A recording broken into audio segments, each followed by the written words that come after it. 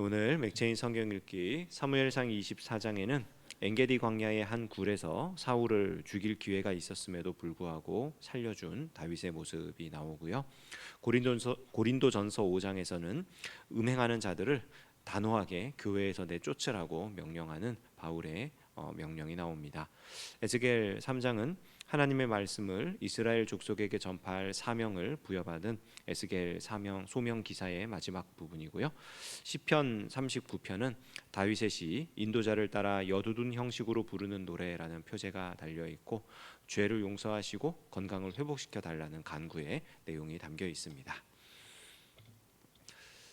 오늘 아침에는 에스겔 3장 말씀을 함께 나누기를 원하는데요. 그 에스겔 1장부터 3장까지가 그 에스겔 전체의 서론에 해당하며 그 에스겔이 선지자로 부름받은 장면이 나옵니다. 앞부분 다 우리가 말씀을 나누었지만 포로로 잡혀간 사람이었고요. 에스겔은 그리고 제사장 가문의 사람이었습니다. 그래서 성전이 무너지고 성전의 제사장 직무를 수행할 수 없는 상황에 하나님께서 그를 선지자로 부르셔서 제사장 겸 선지자의 사역을, 제사장의 역할은 감당을 못하죠. 성전이 없으니까.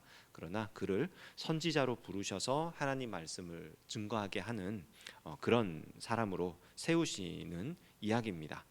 3장이 이제 그 에스겔 소명 기사의 마지막 부분인데요.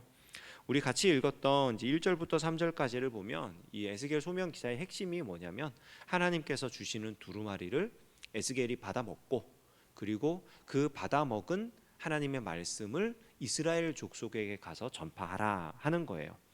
근데 참 재밌는 게 뭐냐면 이 에스겔이 두루마리를 받아 먹었더니 이 달기가 꿀 같더라 이렇게 얘기를 해요. 꿀처럼 달았다 얘기를 하는데 실제로 이 두루마리의 내용을 보면요, 어제 같이 읽었던 부분인데 2장 10절을 보시면 그가 그것을 내 앞에 펴시니 그 안팎에 글이 있는데 그 위에 애가와 애곡과 재앙의 말이 기록되었더라. 그러니까 두루마리의 내용이 뭐냐면 애가와 애곡과 재앙이에요. 앞뒤로 가득한 이 두루마리에 하나님의 심판과 저주, 예루살렘의 멸망에 대한 내용이 가득한 겁니다. 그런데 그 내용을 받아 먹는데 꿀처럼 달았다는 거예요. 이해가 안 되죠. 왜냐하면 이 내용 자체는 너무나 쓰고 너무나 속상한 일이거든요. 에스겔은 사실은 하나님의 이 심판, 하나님의 이 저주 때문에 자기가 해야 할 원래의 일을 잃어버린 사람이에요. 자기는 성전에서 제사장 직무를 수행하며 봉사해야 할 사람인데 그걸 못하게 된 사람입니다. 삶이 송두리째 뒤바뀐 사람이에요. 포로로 잡혀왔고 지금 정말 어떻게 보면 비참한 삶을 살아야 되는 그런 상황이거든요. 그런데 그가 그 심판의 말씀을 받아 먹는데 그 말씀이 꿀처럼 달았다. 이 얘기는 뭐냐면 지금 에스겔이 하나님의 말씀을 받아들이는 것이 어떠하다라는 것을 보여주는 거예요. 그 내용이 중요한 게, 내용은 씁쓸한 내용입니다. 내용은 속상한 내용입니다. 그러나 그것이 하나님의 말씀이기 때문에 꿀처럼 달게 받을 수 있는 거예요. 이 심판이 영원한 멸망을 얘기하는 것이 아니라 하나님께서 하나님 당신의 백성을 결코 포기하지 않았다는 것을 보여주는 것이고 하나님께서 이 백성을 다시 살리실 것을 약속하는 거기 때문에 이 말씀을 받을 때에 하나님께서 주시는 이 말씀을 받을 때 그것이 표면적인 내용으로는 너무나 씁쓸하고 너무나 속상한 일이지만 꿀처럼 달게 받을 수가 있는 거예요. 하나님 말씀이니까. 그러니까 실제로 우리가 살아갈 때도 그렇습니다. 하나님께서 우리에게 정직하게 살아라, 성실하게 살아라, 또 착하게 살아라, 여러 가지 이제 우리가 성경을 읽을 때 깨닫는 이게 하나님 백성이 이렇게 살아야 되는구나 이런 깨달음들이 있고 어떤 그런 윤리적인 삶이 있고 그런 게 있단 말이에요. 근데 그거를 우리가 살짝 어겼을 때 혹은 뭔가 좀 불합리한 일을 당하거나 불이익을 당하거나 할 때 속상하고 힘들어요. 그런데 그게 실제로 우리 삶에는 정말 꿀처럼 단 하나님의 말씀으로 다가올 수 있다는 거예요. 제가 그 대학교 시절에 총신대학교를 들어가기 전에 일반 대학교를 다닐 때 학교를 가기가 너무 싫은 거예요. 학교를 가기가 너무 싫어가지고 그 당시에는 휴대폰이 아직 활성화되지 않은 때입니다. 시티폰이 이제 막 나왔고 뭐 삐삐로 그 이제 연락을 주고받고 하던 그런 시절이라 그 학교에서 알게 된 이제 친구 하나에게 119를 보냈어요. 119 삐삐에다가 119라는 문자를 이제 보낸. 그게 뭐냐면 이제 나 오늘 학교 못 가니까 대출을 해줘라, 대리 출석을 해줘라, 이제 이거를 이제 보낸 겁니다. 보냈는데 참 신기한 게 뭐냐면요, 저는 대리 출석을 성공한 적이 한 번도 없어요. 다들 성공하잖아요. 대학교 가면은 다들 성공하는 일이거든요. 네, 네, 네, 뭐 이런 식으로 다 이제 할 수 있는데, 제가 대리 출석을 신청한 날만 교수님이 누구 얼굴 보고 누구 얼굴 보고 체크를 하는 거예요. 그러면 제 친구들도 저를 도와주고 싶어도 도와줄 수가 없는 거죠. 그거 하면은 뭐 이제 혼나잖아요. 혼나고 그러니까 또 불합리한 일이고 안 되니까.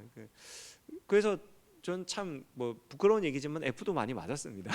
출석 점수가 안 돼가지고 그런 것도 많이 맞고 그랬는데, 그게 굉장히 참 속상한 일일 수 있는데 속상한 일이 아니에요. 정직하게 살아야 되는 거를 하나님 가르쳐 주시는 거고, 그거를 하나님 말씀으로 받는다면 내 삶에 대한 회개와 더불어서 그냥 정직하게 사는 게 올바른 거구나, 하나님 말씀대로 사는 게 좋은 거구나 깨닫게 되는 거죠. 그러니까 에스겔이 이 재앙의 애가와 애곡과 재앙의 말이 가득한 이 두루마리를 받아 먹으면서도 이 말씀이 하나님의 말씀이기에 그가 꿀처럼 달게 이 말씀을 받는 거예요. 그리고 이제 이걸 가지고 그가 사명을 감당하는 겁니다.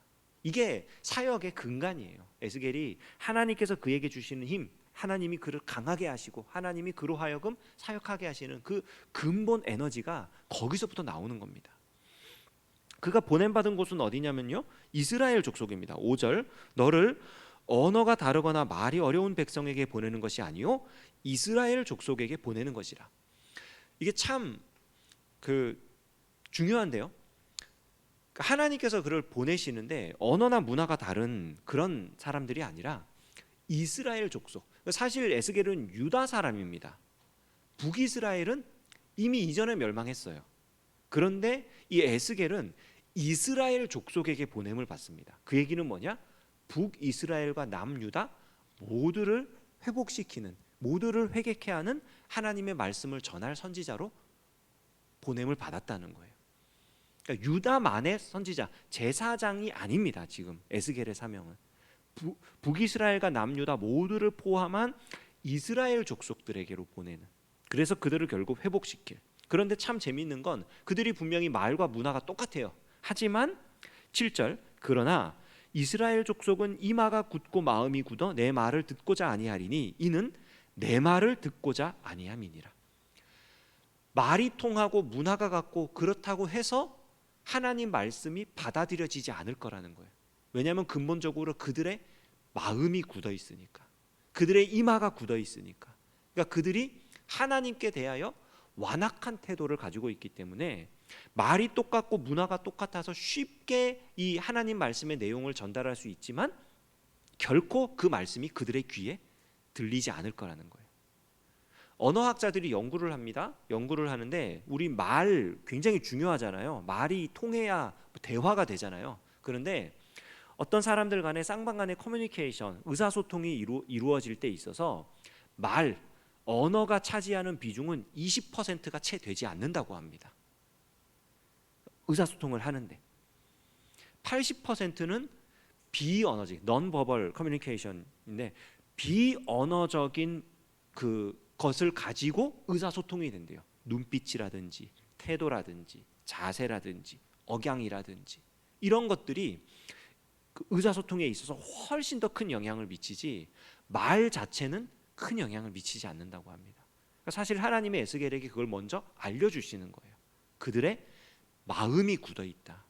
그들이 분명히 너를 통해서 전하는 내 말을 듣지 않을 것이다. 왜냐하면 그들은 내 말을 듣고 싶어 하지 않는 자들이기 때문이다.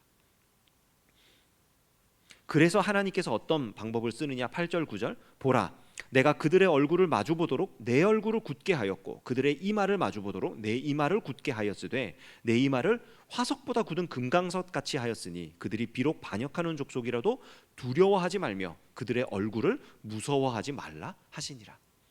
그래서 하나님께서 쓰시는 방법은 뭐냐? 에스겔을 강하게 하시는 거예요.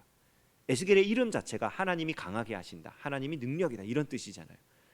에스겔을 강하게 하심으로써 저 강한 자들을 대적하게 하시는, 그게 하나님의 방법이라는 거죠. 그런데 그 강한 힘을 가지고, 하나님이 주시는 그 능력을 가지고 에스겔이 해야 될 일은 뭐냐? 10절 11절 또 내게 이르시되 인자야 내가 내게 이를 모든 말을 너는 마음으로 받으며 귀로 듣고 사로잡힌 내 민족에게로 가서 그들이 듣든지 아니 듣든지 그들에게 고하여 이르기를 주 여호와의 말씀이 이러하시다 하라. 그러니까 에스겔이 감당해야 될 일은 뭐냐? 하나님의 말씀을 듣는 거예요. 하나님의 말씀을 마음으로 받아서 그걸 전하는 것. 강하게 하고 전하게 하는 건 하나님이 해주실 일이고, 그렇기 때문에 에스겔이 더욱 힘써야 될 건 강한 자세를 가지고 태도를 가지고 그들과 싸우고 그게 아니라 하나님의 말씀을 마음으로 받는 것. 중심에서부터 하나님의 말씀을 받아서 그 말씀을 가지고 그들에게 전하는 게 에스겔이 할 일입니다. 그리고 이제 12절 이하를 보면 하나님께서 에스겔을 사역지로 보내시죠. 델 아비비라는 곳으로 가는데요, 이게 어디냐면 1장 처음 나왔던 그발 강가 바로 옆에 도시입니다. 그러니까 막 갑자기 하나님의 영이 임해가지고 멀리 뭐 이렇게 순간 이동을 시킨 게 아니라, 그가 이 그발 강가에서 하나님의 영광을 보고 사명을 받고 다시 도시로 들어간 거예요.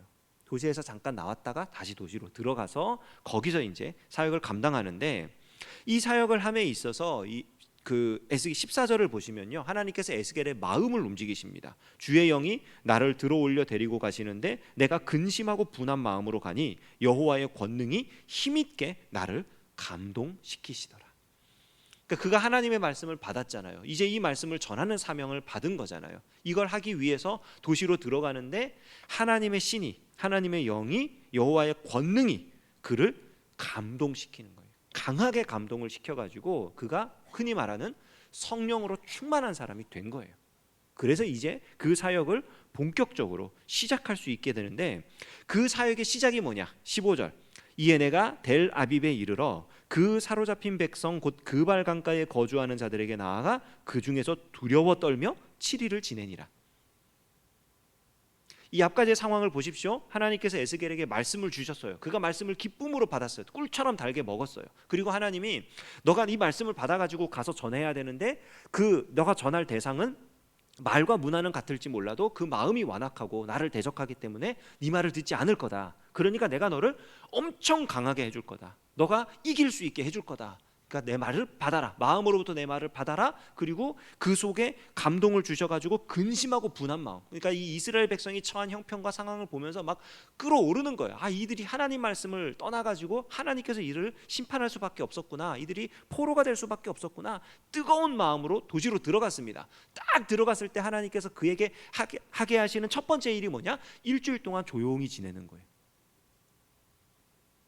한마디도 하지 마라. 이제 막 준비가 됐고 가서 총알 장전하고 전쟁에 나가서 쏘세요 할 것 같은데 하나님이 조용. 그리고 일주일 동안 두려운 마음으로 거기 7일 동안 그 마을에 있는 거예요. 신기하죠. 왜 그러시느냐? 다시 한번 에스겔에게 그의 사명을 일깨워 주십니다. 그의 사명은 뭐냐? 그 핵심으로 17절만 딱 보면은 인자야 내가 너를 이스라엘 족속의 파수꾼으로 세웠으니 너는 내 입의 말을 듣고 나를 대신하여 그들을 깨우치라.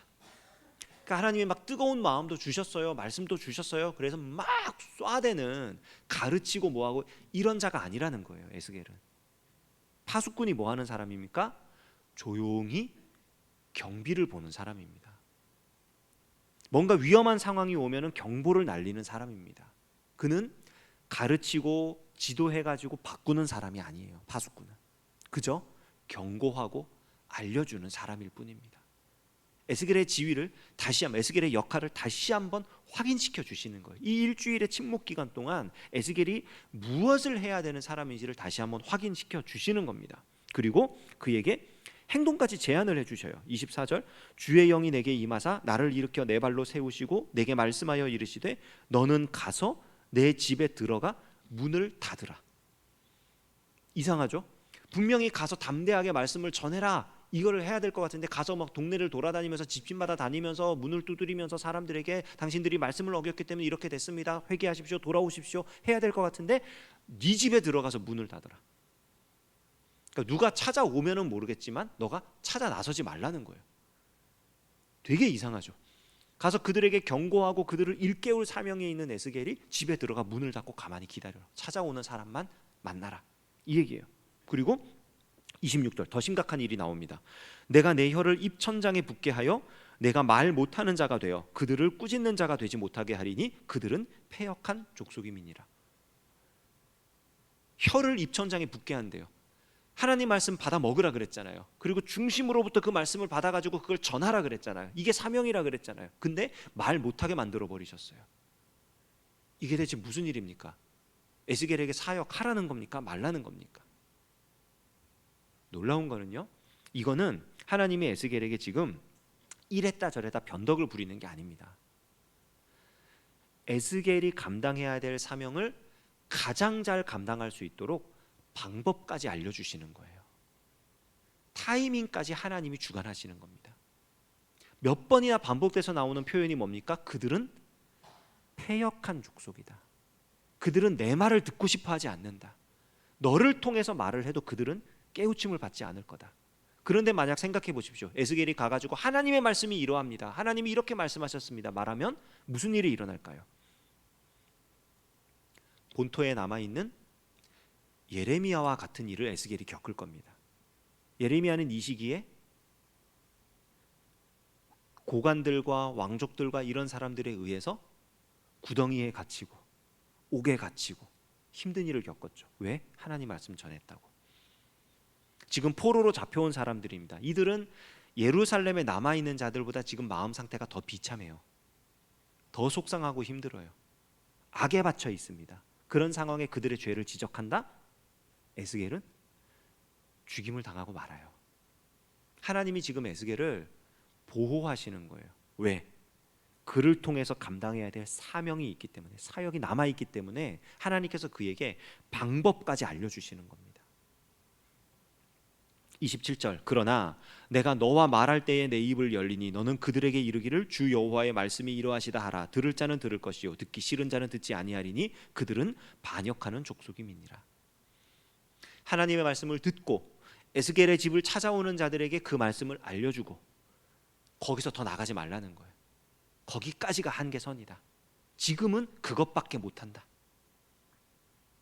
하나님께서 에스겔에게 뜨거운 마음도 주셨고 말씀도 알려주셨고 그리고 어떻게 사역해야 되는지도 다 알려주셨는데 때와 방법까지 다 주관하시는 거예요. 그러니까 에스겔이 가장 집중해야 될 건 마음으로 하나님의 말씀을 받으라, 이 말씀이 그거예요. 내용만이 아니라 때와 방법까지 하나님 말씀에 순종하라. 그러니까 이후에 나오는 4장부터 시작해가지고 에스겔의 사역이 본격적으로 시작되거든요. 그런데 에스겔의 사역의 핵심은요, 그의 모든 삶의 모양을 통해서 말씀을 증거했다는 거예요. 이렇게 해라 그러면 이렇게 하고요, 저렇게 해라 그러면 저렇게 하고, 이 말을 해라 그러면 이 말을 하고요. 말씀에서 떠나질 않아요. 말만이 아니라, 내용만이 아니라 살아가는 삶의 모습 자체로 이걸 증거를 해냅니다. 그게 하나님께서 에스겔에게 부여하신 사명이었던 거예요. 오늘 우리가 에스겔의 사명 기사 마지막 부분을 살펴봤습니다.